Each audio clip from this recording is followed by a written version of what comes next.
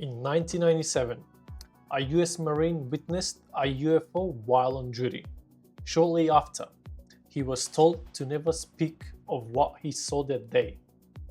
And today, Ross Coulthart finally sat down with none other but UAP Gerb to discuss this incident and maybe share a little bit more on what they know about UFOs. And with that, we're going to play the entire video. So, without a further delay, let's jump in. It's time to call this out. Someone is operating with impunity, both on the continental United States and around the world, involving recoveries of craft or operation of craft. And to help me here today, I've got my friend and an absolutely fantastic researcher, UAP Gerb. That's the name he chooses to go by. I think anonymity at times, Gerb, is often a very good idea in this job. So welcome to you, sir. Thank you, sir. Thank you for having us. And I just want to commend Gerb's show, by the way. If you haven't yet latched on to his podcast, his YouTube show that he does, he is one of the most thorough, fastidious researchers in the UAP field. I love his shows. He goes on into exhaustive detail in some of the most interesting cases I've ever seen. And frankly, I've got a book of acronyms now that frankly is due to Gerb's fastidious observation of military acronyms. I'm constantly having to look up things like FFRDC. The next person I want to introduce, and I'm honoured to have you on board, sir, is Roderick Castle. Roderick Castle's a former US Marine Corps sergeant. He served from 1994 to 1999, who witnessed an anomalous hovering vehicle during the 1997 Hunter-Warrior Advanced Warfighting experiment at the Marine Corps Airground Combat Center at 29 Palms in California.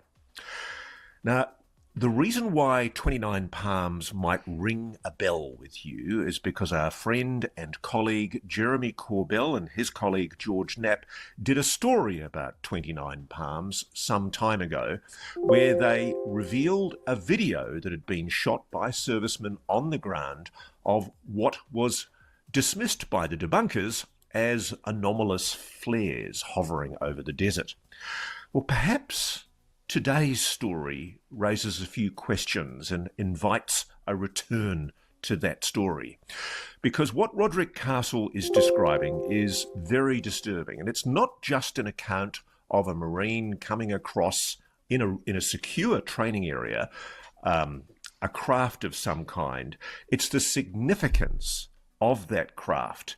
It's the fact that what appears to be happening here is the US is either controlling or operating or supervising the operation of some kind of hovering craft that is operating using technologies known beyond known human science, or at least publicized known human science. Roderick was doing his job as a Marine in a secure training area, and he came across in this training exercise on the March the 2nd to the 14th of 1997, an anomalous hovering craft. It's an amazing story, but what's also amazing to me is the context of that story, because we're often looking at cases in isolation, but we've got a pattern here, and I want you, as you hear Roderick's story, to think about the case of, first off, Jonathan Wygant, a former US Marine Corps serviceman who was serving in Peru. I think that was in the late 90s. Actually, no, I'll get Gerb to correct that for me. Gerb. And then there's Mike Herrera, who we had on the show a few weeks ago. In two previous cases before Roderick's case, we've had the instance of Marines doing their job, being threatened by black-clad American-accented paramilitaries who are clearly operating with the support or sanction of sections of the US military or intelligence community. This is an issue that cannot be ignored. That is why we are giving this story emphasis today. I invite anyone from Congress who is looking at potential witnesses to look at what we're about to hear from Roderick Castle and put that into the context of what we've already heard from Jonathan Wygant in Peru and Mike Herrera in Indonesia. Okay, Roderick, welcome to Reality Check, sir. Thank you first for your service, and thank you, Gerb, for helping us put this interview together. Roderick, take me to March 1997. There's a Marine Corps experiment where you're testing new tactics and equipment, including what your role was, which was crash retrieval exercises for Harrier jump jets. What happens on the day that you had this extraordinary experience?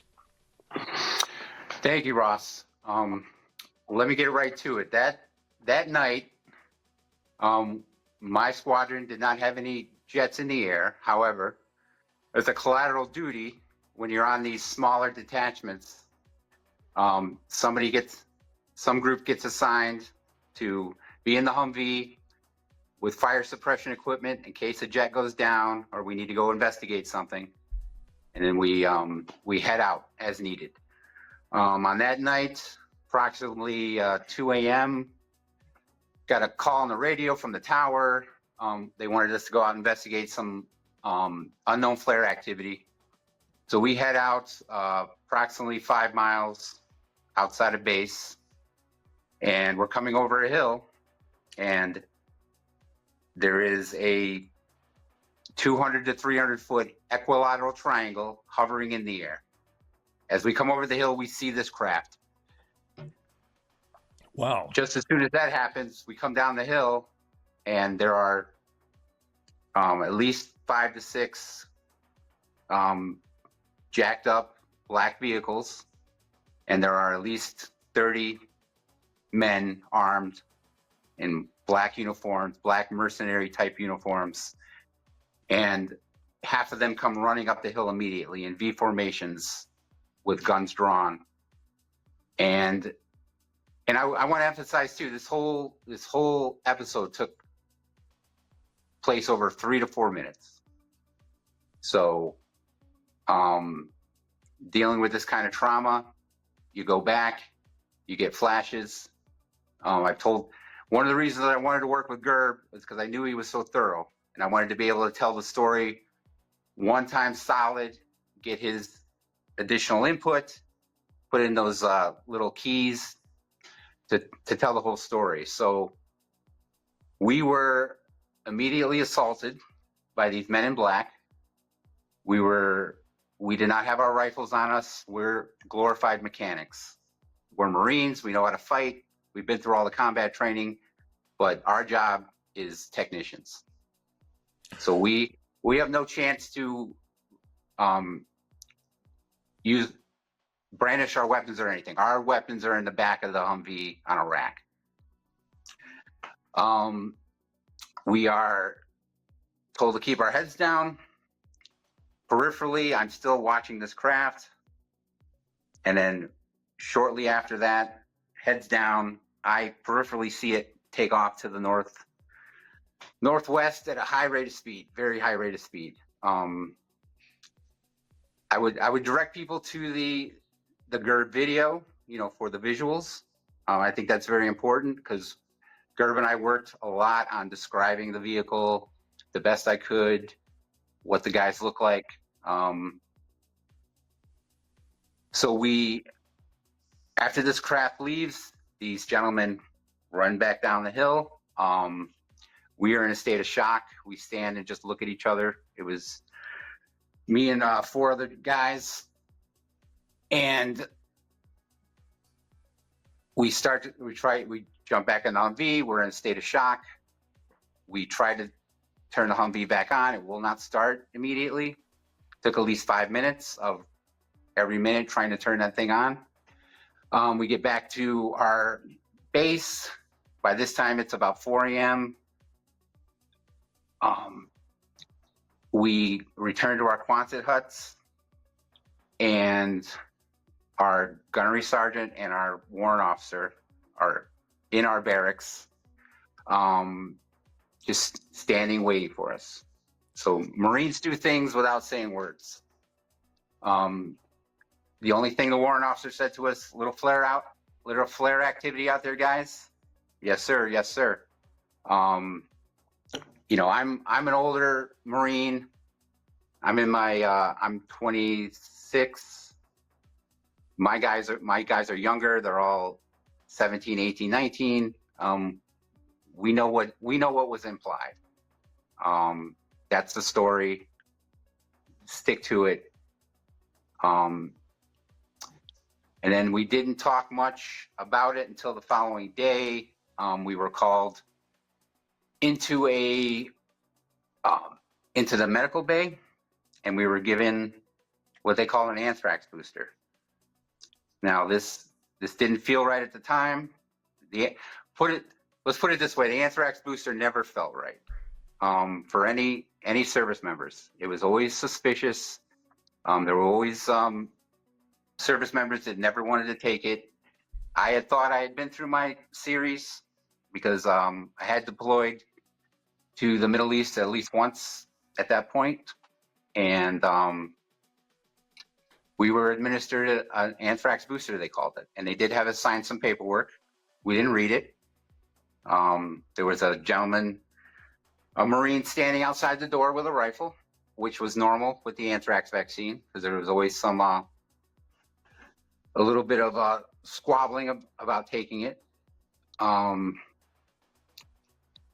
So this is all coming out in a flood, because it is, again, I direct people back to the video because it is difficult to tell the story over and over. This is a form of moral injury for me. Okay, can I stop you there for a moment, Roderick? Yeah.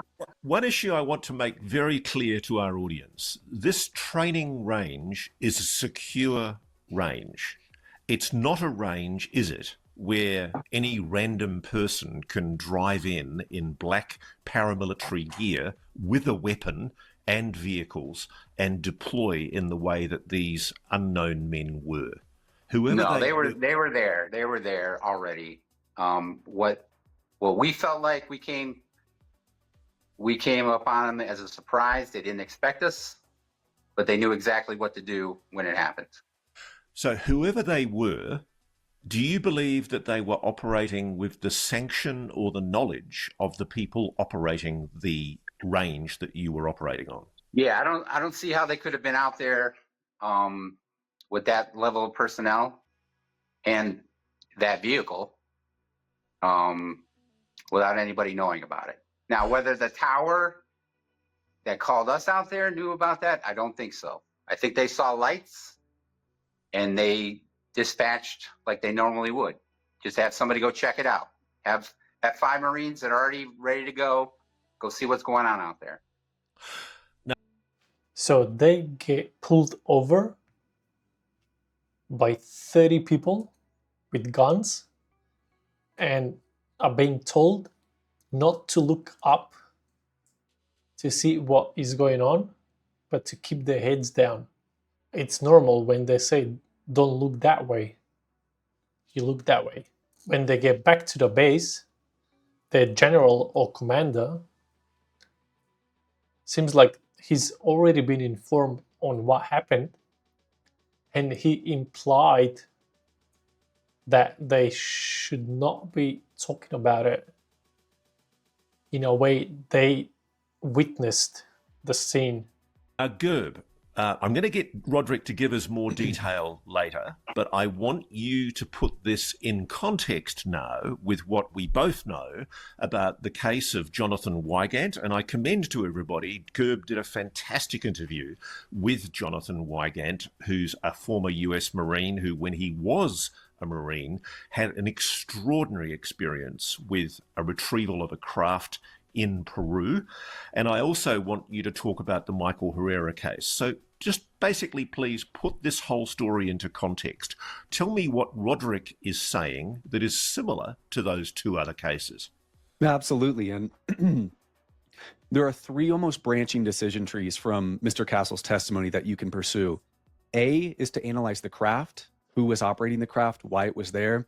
B is to analyze the full mission capabilities of the team and the craft and why they were near 29 Palms, specifically near Emerson Dry Lake Bed.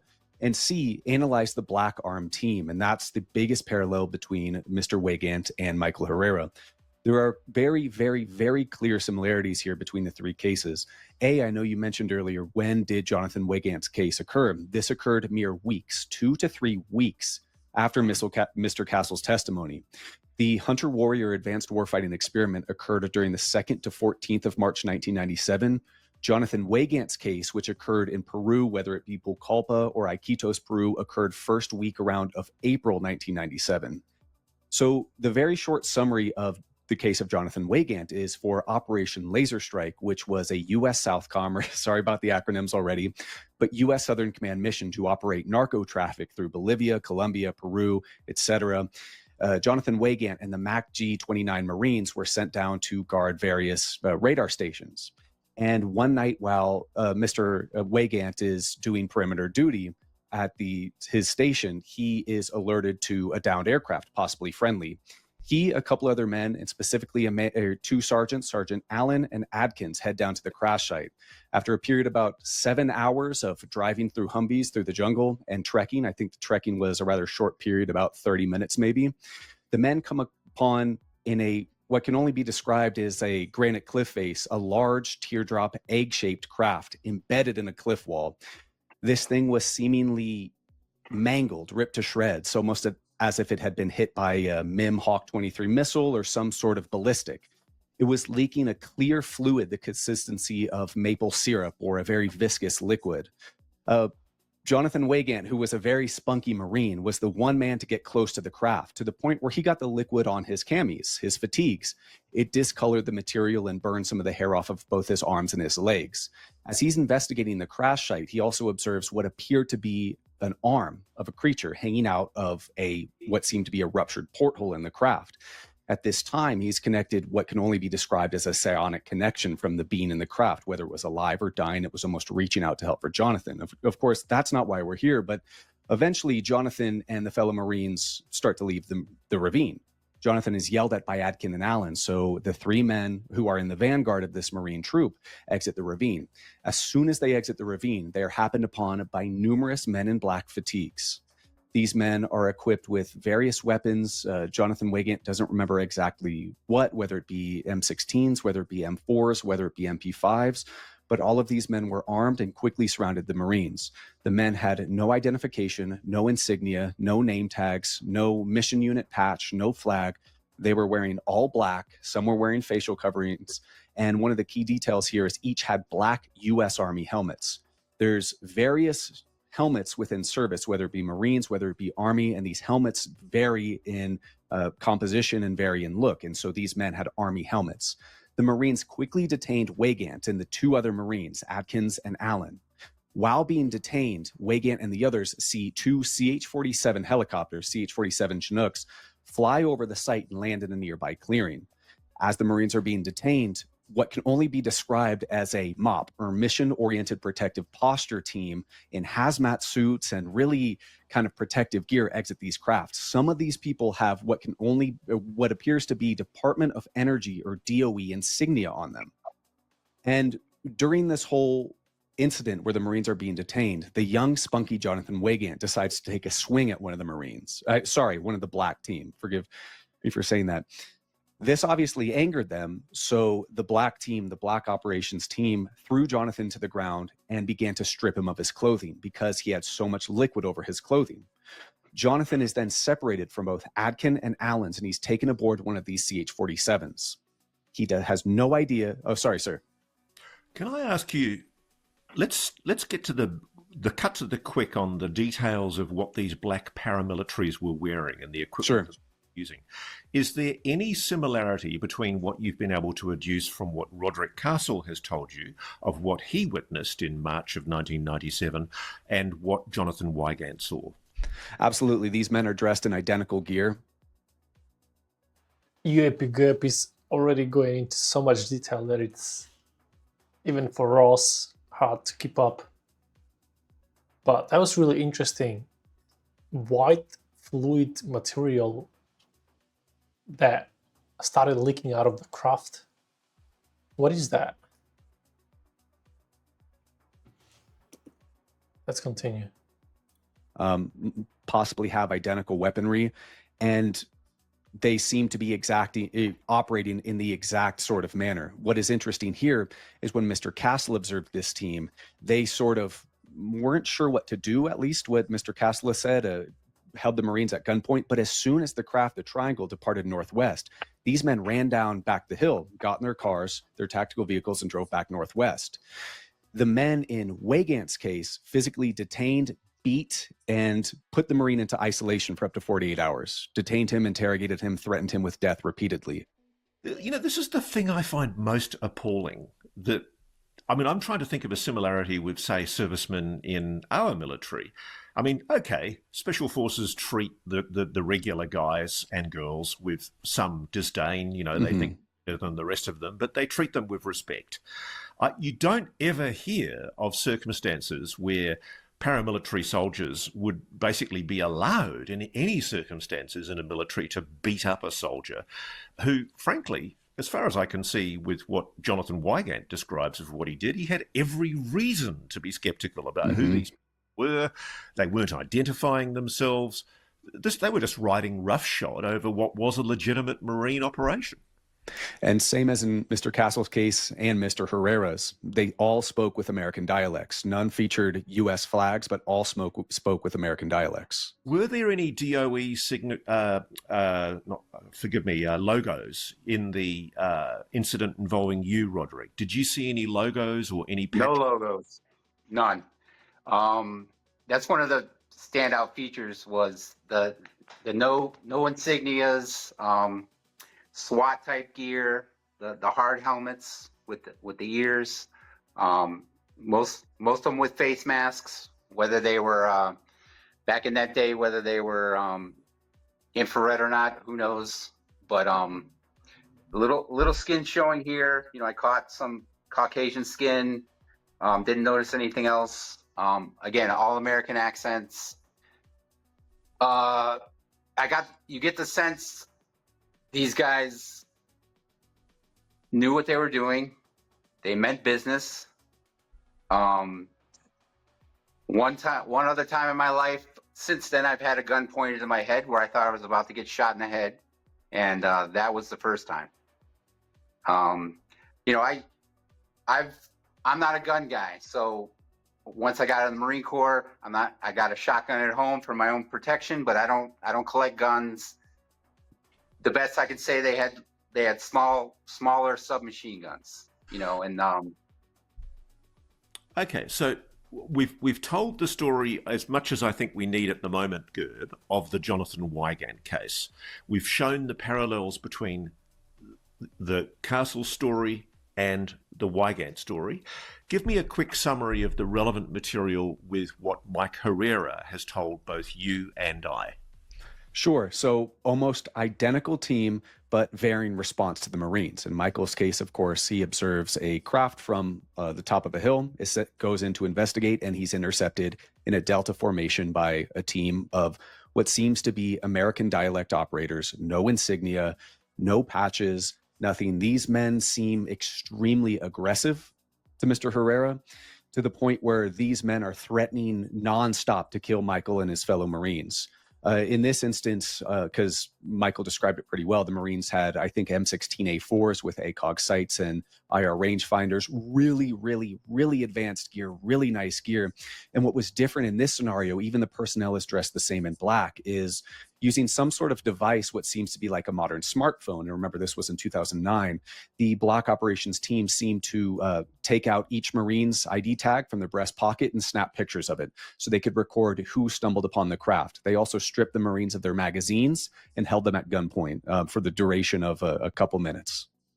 Now, in terms of the gear, I suspect between 1997 and 2009, there probably would be a change in the kind of gear used by any kind of special forces paramilitaries.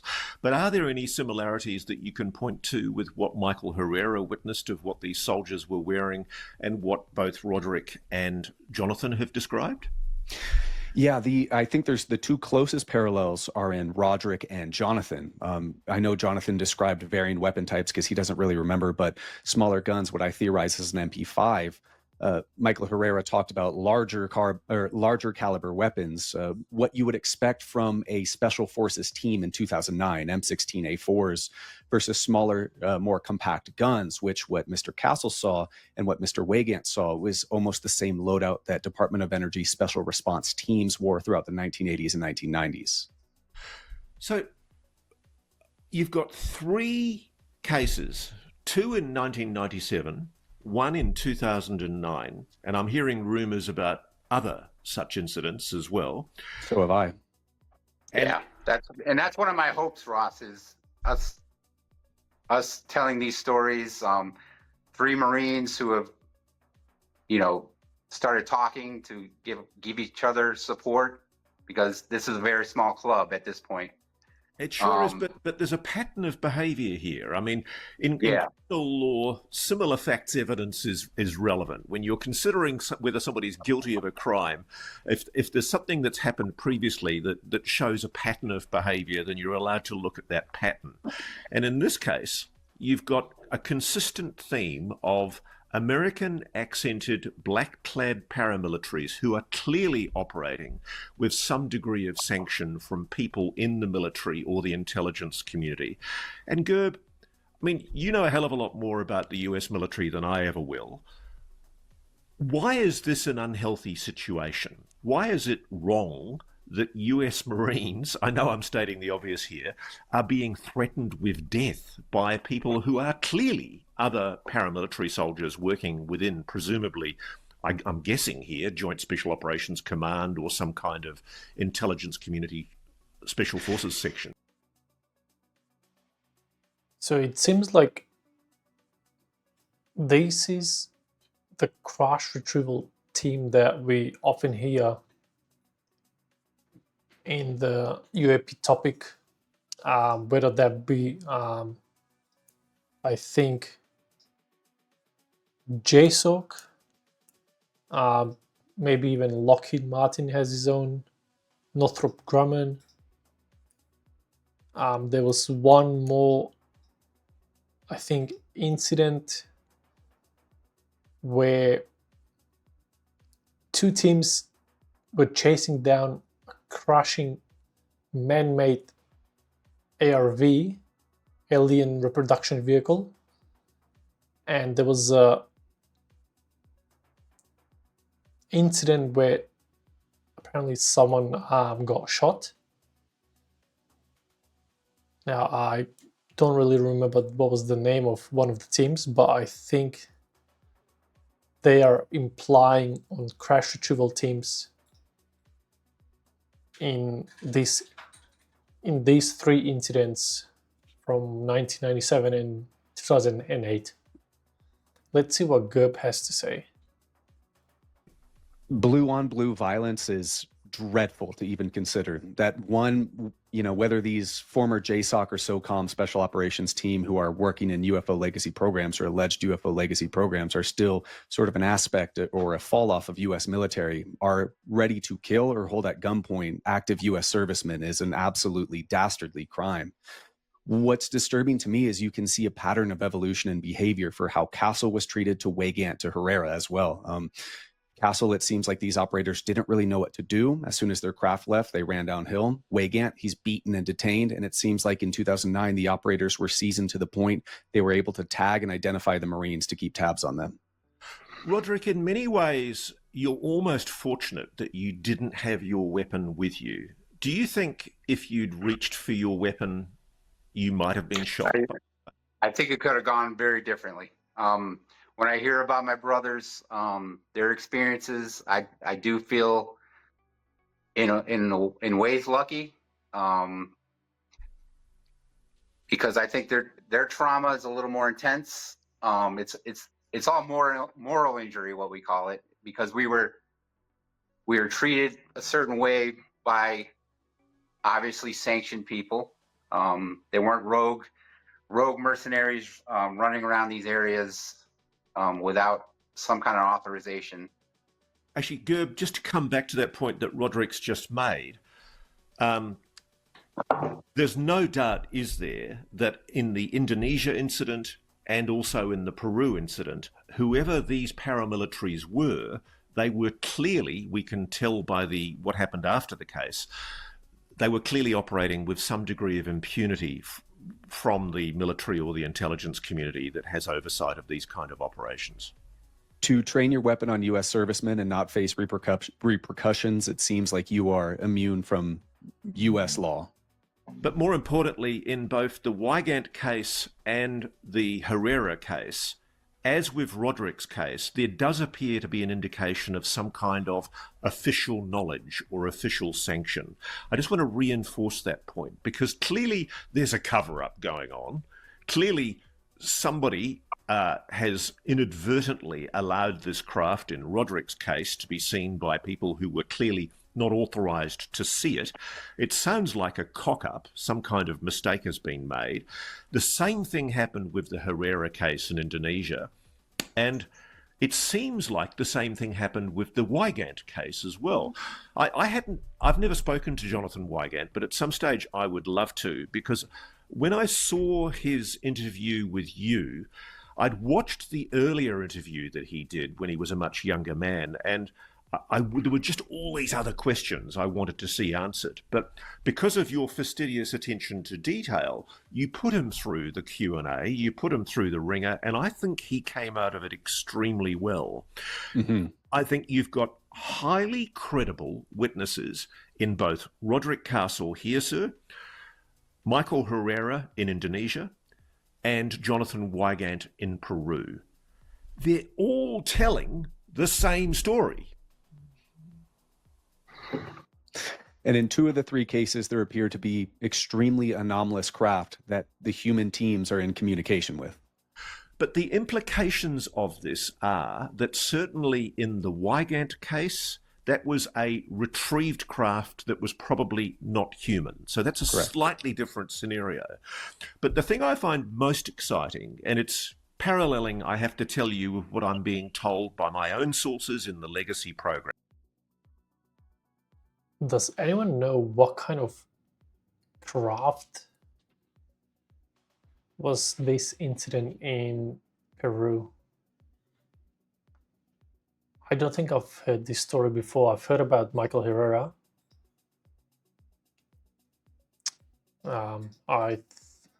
If someone can let me know down in the comments, I would love to investigate that case. That the United States is operating anti-gravitic craft and that they have had major breakthroughs in technology for many decades, and that this has been kept secret from the public, and it's a secret they will kill for. The reason why I'm concerned for the safety of Jonathan Wygant, the safety of Michael Herrera, and the safety of Roderick Castle is because I know people have been murdered to protect this secret, including in blue-on-blue confrontations, when different arms of the US military have confronted each other in incidents when there have been retrievals of craft. And I can't go into a lot of detail because I'm under undertakings not to do so, but I am aware that people have been murdered in blue-on-blue confrontations. So we're not talking lightly here, Roderick, about what potentially could have happened to you or Jonathan or Michael Herrera. But I think this is the case where the JSOC team and some other team clashed together to retrieve this man-made UFO, as I mentioned previously, and someone actually got shot. This story was told by Jon Stewart, I believe, not long ago. He was on a couple podcasts where he did explain this incident, and I think this is the same case what Ross is implying too. Very interesting. Let's keep going. By any measure, Gerb, this is serious, isn't it? Absolutely. It is extremely serious, and each case is incredibly disturbing. So why the hell is nobody investigating this outside of people like yourself and myself on social media? I think this should be something that the committee investigating transparency and oversight in the Congress is having a look at, don't you? Yes, especially now with the case of Mr. Castle, when this experience of the team and the craft occurred over U.S. soil. There's quite a bit to chew through to try and trace back where the craft came from and why it was there. Yeah, because it's very hard to go back to the Indonesia story with Mike Herrera and try and find corroboration, because whatever it was, or whoever it was that was operating that craft, it does appear that the craft was being operated by potentially US military of some kind who were operating undercover. In the Wygant case, we clearly see DOE insignia on the back of some of the jackets that arrive on the scene. Clearly, this points to perhaps a DOE nest team, Gerb. Is that your assumption about what these teams are? Yes, the Department of Energy Nuclear Emergency Response Team, whose governing authority is the 1954 Atomic Energy Agreement. In the recent Schumer rounds legislation, the 1954 Atomic Energy Agreement is the exact piece and exact structure that's used in that legislation to obfuscate UFO data, materials, retrievals, stories, experiences as quote unquote transclassified foreign nuclear information. And NEST operates under that authority. So we have a situation where the Department of Energy is almost completely exempted from oversight by any of the agencies that would normally oversight that kind of agency. Certainly FOI is next to impossible with the DOE. If there was a NEST team that was operating in California at this period, or in Indonesia or in Peru, there is absolutely no way any information on that is going to be released to investigators like us. Right, correct, absolutely. Absolutely not. Do you think? And let me say something, Ross. When something like this happens to a young service member, you're constantly being yelled at anyway, right? So something like this happens, you get the sense that you screwed up. You did something wrong. So you immediately, you're not going to talk about it a lot.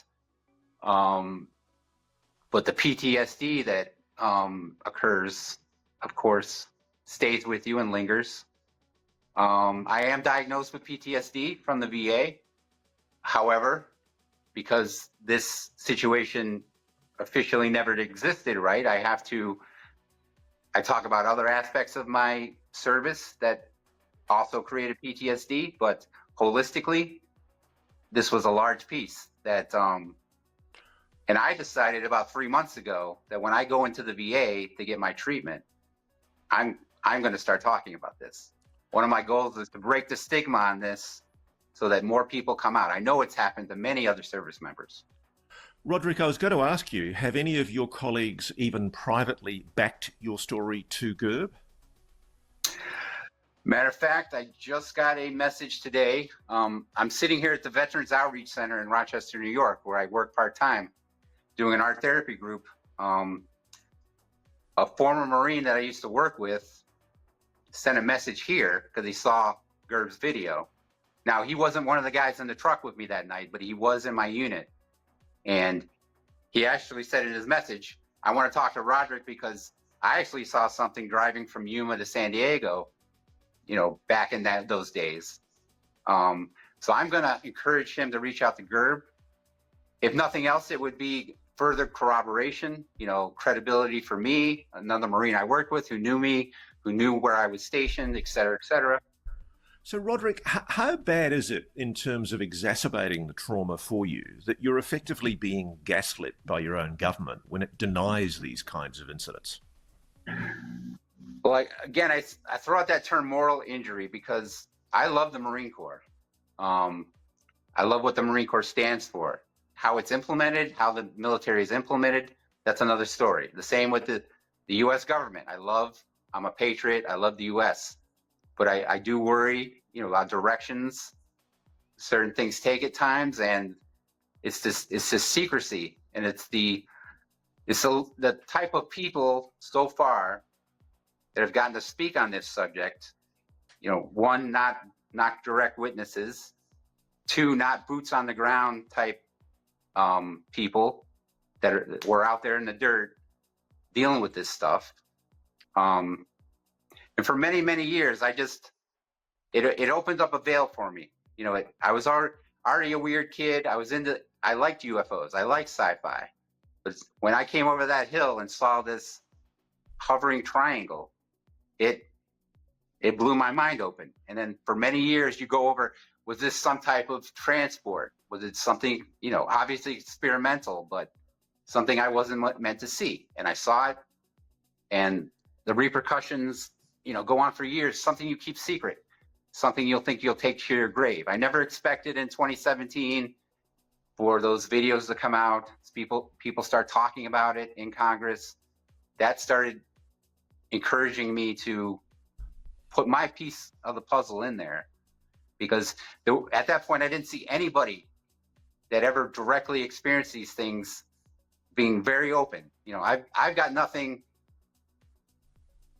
I've talked to Dr. Greer, and one of the best pieces of advice he gave me was, if you don't keep your secrets inside, they don't have any reason necessarily to mess with you. Get your story out. Roderick, can I ask you, if instead of the strange conversation that you had with the warrant officer in the following day, where he came to you and said, how were those flares last night? If, say, a representative of that group of paramilitaries or a senior officer had come into the room, sat you all down and said, gentlemen, I want you to all sign this non-disclosure agreement. This is a national security secret. Clearly, what you saw last night was a very important US national security project. You shouldn't have seen it. It was our mistake, and we apologize to you for the fact that you stumbled across this. It was a screw-up. Please sign these undertakings of confidentiality. Would you be talking to me today if they dealt decently with you and actually done the right thing? I certainly would have been on board with that at the time, because it would have been, if nothing else, a show of respect, you know, for fellow service members, no matter what they were doing out there in the desert. But I have to tell you, when I heard Mike and Wygant's story, it brought up, I'd still be here today because it brought up anger, and it brought up my own PTSD about what occurred. And there was some repercussions after the fact too. I understand that. Now, forgive me for interrupting you, but I'm just mind blown by the implications of this, because I'm in the difficult position that I cop an awful lot of attacks from people on social media who say I should just reveal everything I know, compromise my sources. And there are really good, honest, patriotic people who care for their country, who think it is an outrage that the American people are not being told about the existence of this legacy retrieval and reverse engineering program. And with the exception of good men like David Grush and Jake Barber who've come forward, I talk to many people in the legacy program who think that you, the American public, the world, have the right to know about this, because they think it's improper, they think it's illegal, and they think that criminal things are being done in the name of this program, and it's being sanctioned by some rogue element of the US government without the knowledge of senior people in the military intelligence community or the executive arms of government. Gerb, however you phrase this, the pain and the trauma that it causes Roderick is extremely serious. But there's a bigger rot here, isn't there? Because clearly somebody in the military, somebody in the intelligence community, somebody at that range, I'm trying to remember the name of the range where this all took place, but it was near Emerson Dry Lake, northwest of 29 Palms. Clearly someone in that facility knew what was going on. Well, I'll kind of pose a different argument here than 29 Palms MCAG.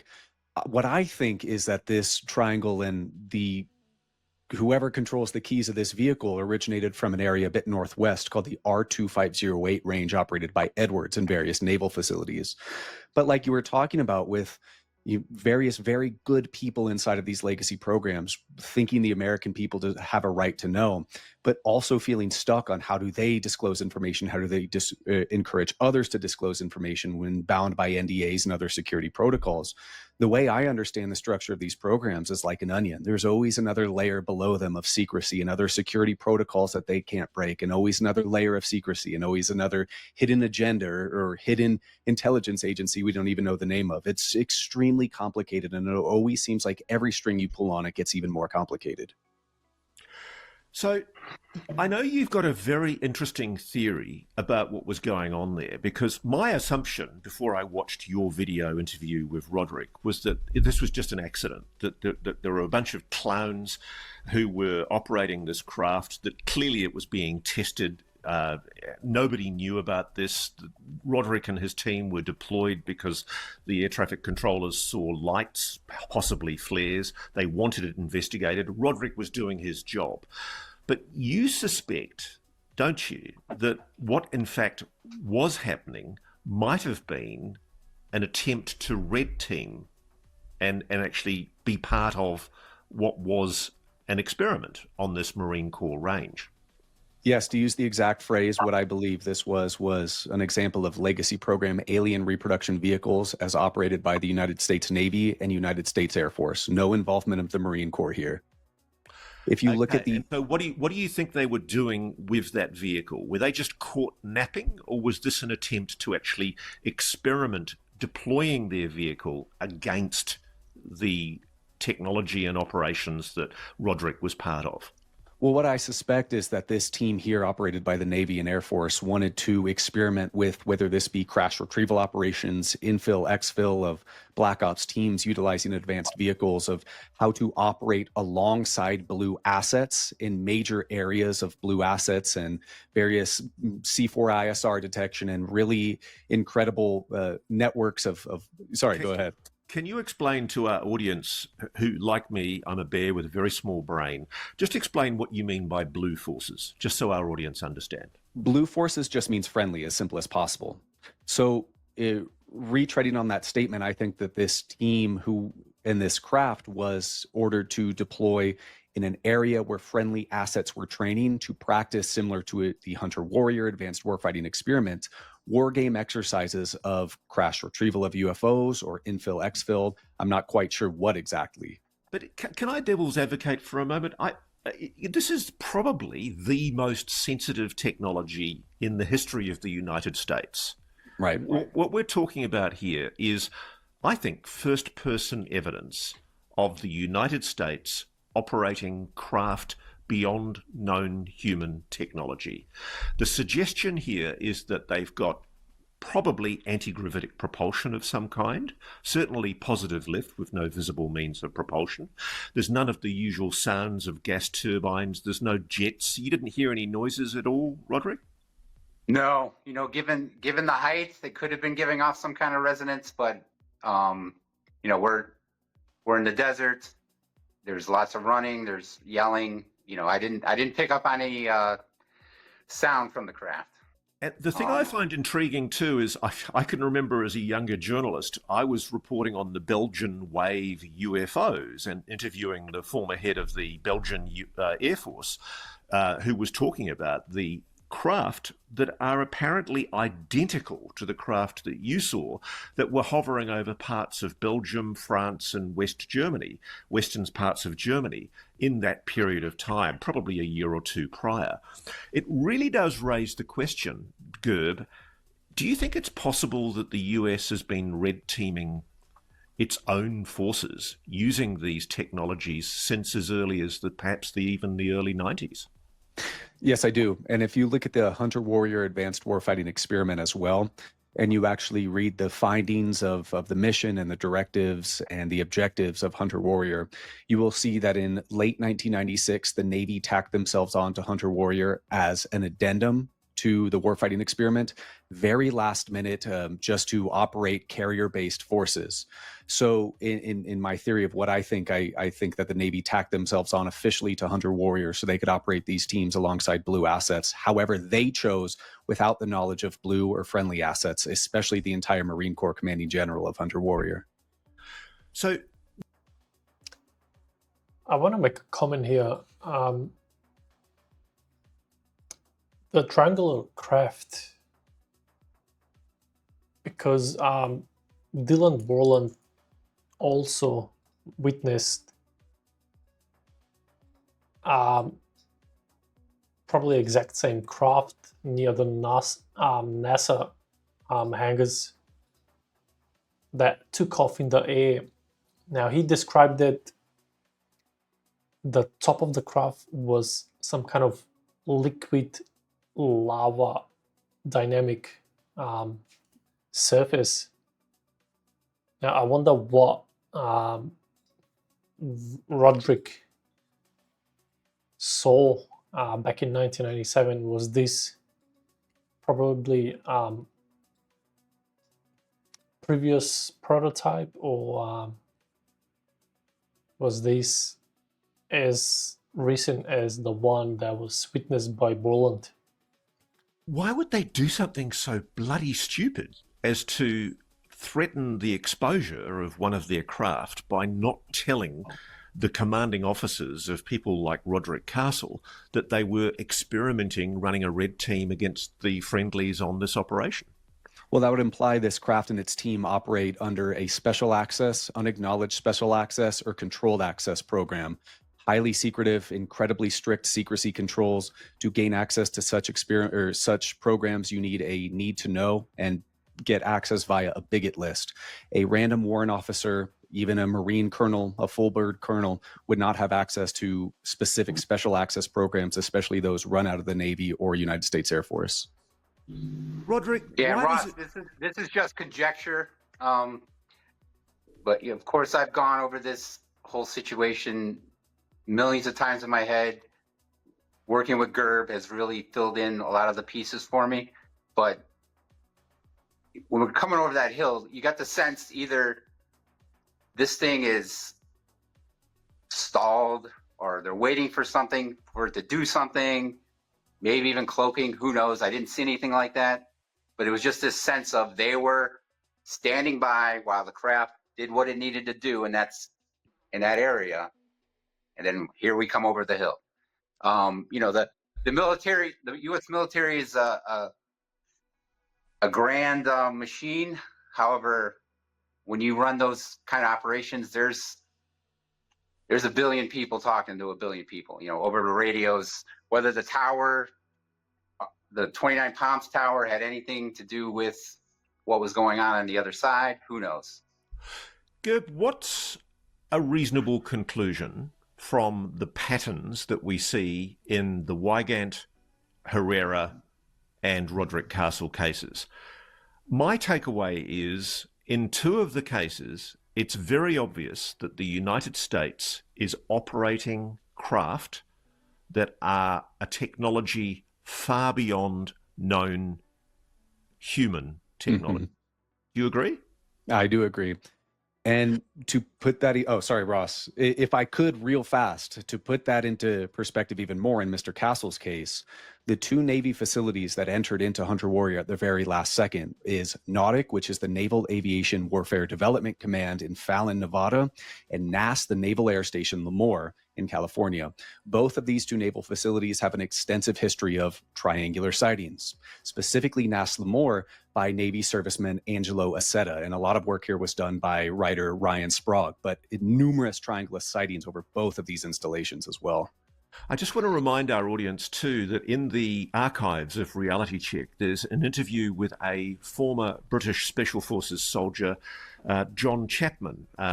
John and I keep in touch, and John keeps on reminding me that what he and a group of Korean SEALs saw while on deployment, fighting for the Ukrainian forces against the Russians in the early days of the Ukrainian war, they saw a triangular craft very, very similar description to what you're describing, Roderick, wink into existence over the battlefield, over the river that runs through Kyiv, and it had a big light in the middle and 3 lights in the corner, just as you describe, and it appeared to be conducting some kind of ISR, intelligence and surveillance and reconnaissance. I like the idea, frankly, that the United States has this technology. I applaud it. It's wonderful if the US, as the leader of the free world, has technology like this.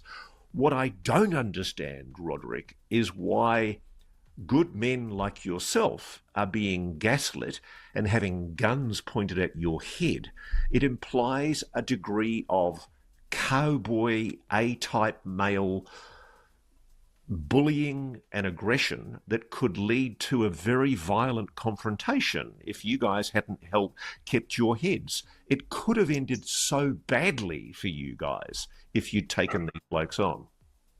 Yeah, luckily, none of my guys were as feisty as Wygant, and tried to take a swing. Of course, you know, the rifles were already out, pointed at us when they were coming up the hill. So, yeah.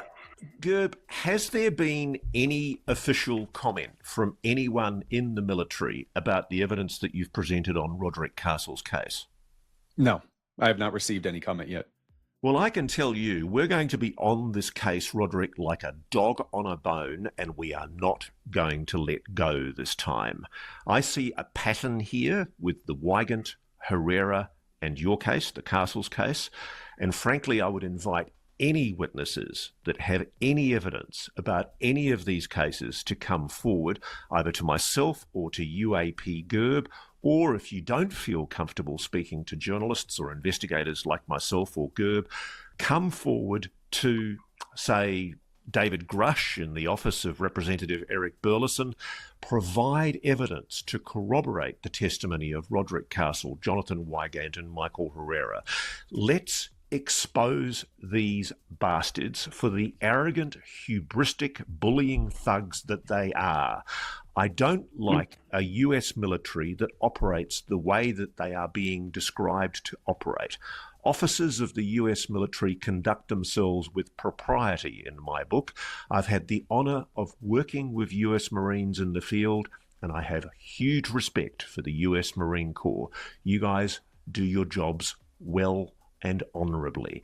It does sound to me like there are sections of the US military that believe they can bully, intimidate, and murder to protect this secret. And if the US Congress is comfortable with the degree of bullying and criminality that is being committed by certain individuals in the intelligence and defence community, they've got another thing coming. Because I, for one, as a representative of the media, intend to take this issue on extremely aggressively. UAP Gerb and Roderick Castle, I thank both of you for speaking to Reality Check, and I hope that this show helps you get to the truth of what happened in March of 1997. Thank you to both of you. I love it. That last comment from Ross, going full on onto these guys, it just shows how determined he is to get to the bottom, and I really commend Ross for doing that. But I think this was one of the probably most credible reality checks that has been done, packed with a lot of information. Having UAP Gerb there as well, that was really, really refreshing. What do you guys think about this episode? Do you have any insights, questions, or some comments to make? Please comment down below, and let's get down to the bottom of this issue once and for all. Anyways, I will catch you in the next one. Ciao.